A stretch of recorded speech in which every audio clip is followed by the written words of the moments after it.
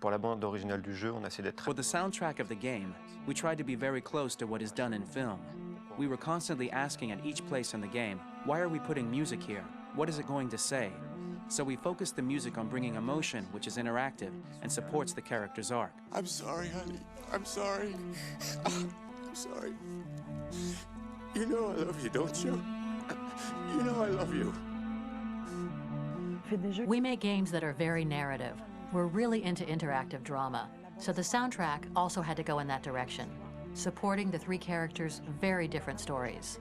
We really wanted three colors, three musical sound identities, and from there, having three composers made sense, since the story of Kara, Marcus, and Connor are all completely different.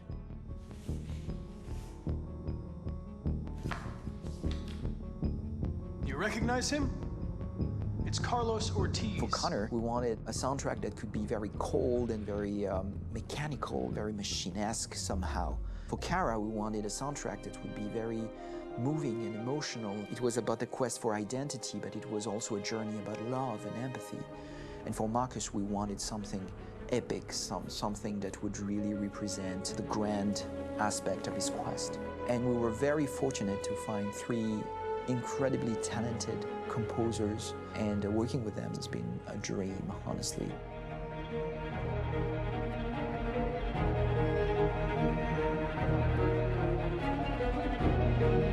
My name's Philip Shepherd, and I'm a composer and a cellist and a producer. And today we're at Abbey Road Studio One, which is my favourite studio in the world. And today we're recording the soundtrack for Kara from Become Human.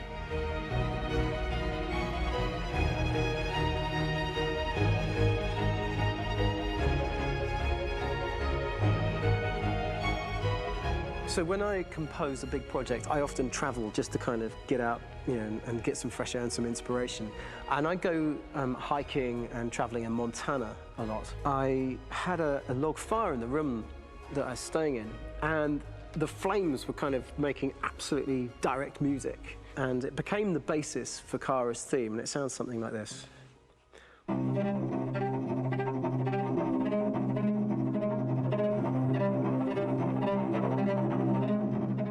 Now, over the top of that, I found a little theme that just seemed to fit over the top, which is taking Kara's name, Kara, Kara, and just using like a two-syllable motif, and it sounds like this. We're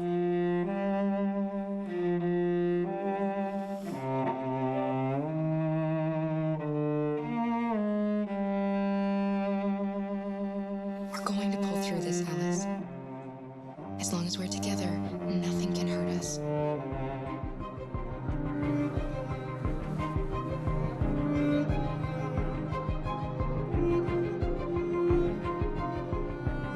And all the time that's fitting over.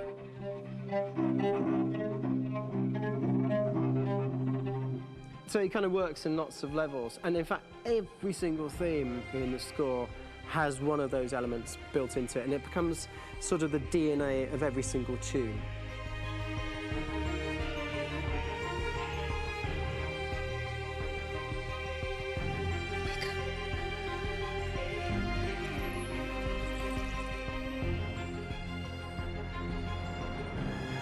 For me, writing this theme for Kara, I actually had to tap into what it feels like to be a father to daughters. I really had to tap into everything I feel about my daughters and thinking, well, if I had to write music for them and that sense of trying to protect them but also give them the freedom, that's totally where it came from. Because each composer has been given the sort of narrative responsibility for very different characters, I haven't had to sort of go into other styles. I can actually be very loyal to this particular character and sort of hopefully encapsulate her. But it means also I've suddenly become very connected to this character. And if for some reason it goes to game over earlier, I'm getting mortified, you know? They're over there! Starting a new project, for me personally, it's always finding the right tone, finding the right color, I like to call it. For me, it's finding that right texture that actually sits against picture really well. One of the biggest things is I created custom instruments for Connor.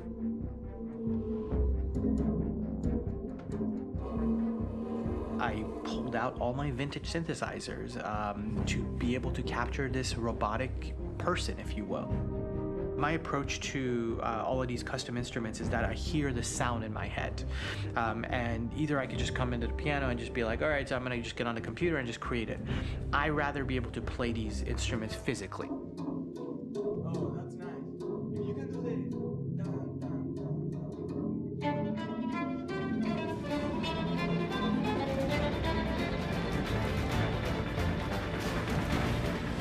As soon as you see Connor the first time, there is a really interesting thematic idea that you hear, and that's just made out of a Moog synthesizer, but completely manipulated in multiple ways. And it's robotic. It has a little bit of an emotional to it. He's on his mission, so you feel that as well. So it just kind of gives you that cold, motionless, with a mission in hand that you kind of feel throughout the whole thing.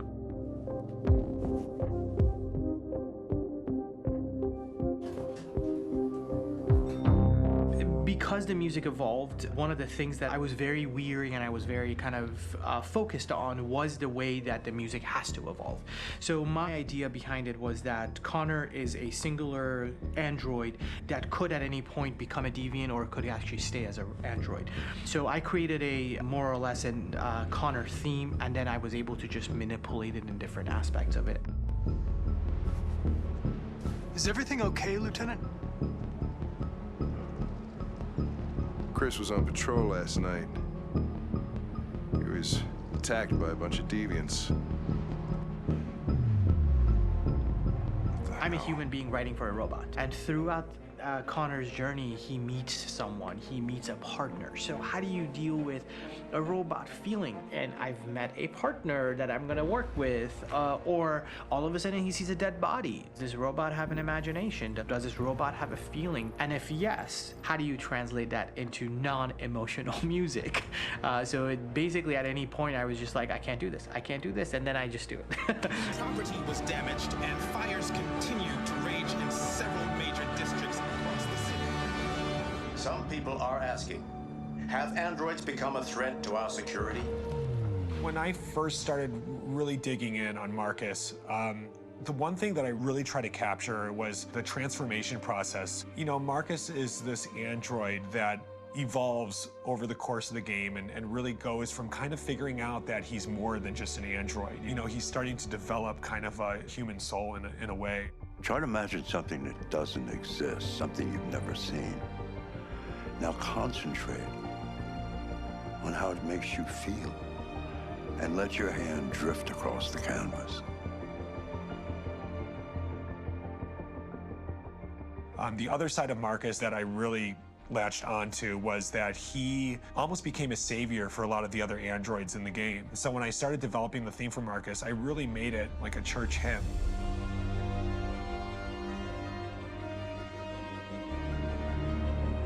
I wanted it to be very simple. I wanted to make it a chordal melody. I really wanted to make it almost like a Bach hymn.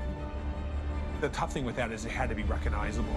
If I made it too complex from a harmonic standpoint, it would be hard, I think, for people to kind of pick it out and recognize it. It's very acoustic derived, but it's also been treated with a lot of effects and things to kind of put it into the space that I felt the sound should be in. It can be beautiful, it can be haunting, it can be extremely powerful from an action standpoint, and I'm really happy with the way it turned out.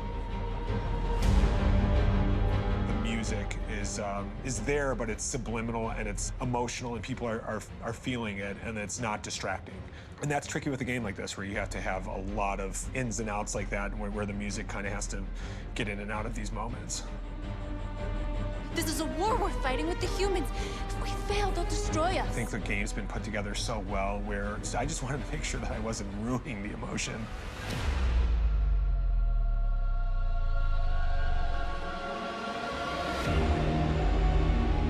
I gotta be honest, when we first started on this path, I said, oh man, this could be pretty messy, you know? I mean, it could feel disconnected, and But I mean, it's amazing how they really guided us and got us to really kind of all be in the same world, but at the same time feeling completely different. So it's really going to stand out and kind of be one of those games where people are really going to notice the music and kind of how it was crafted, and and all the hard work that went into being able to pull it off in a graceful way.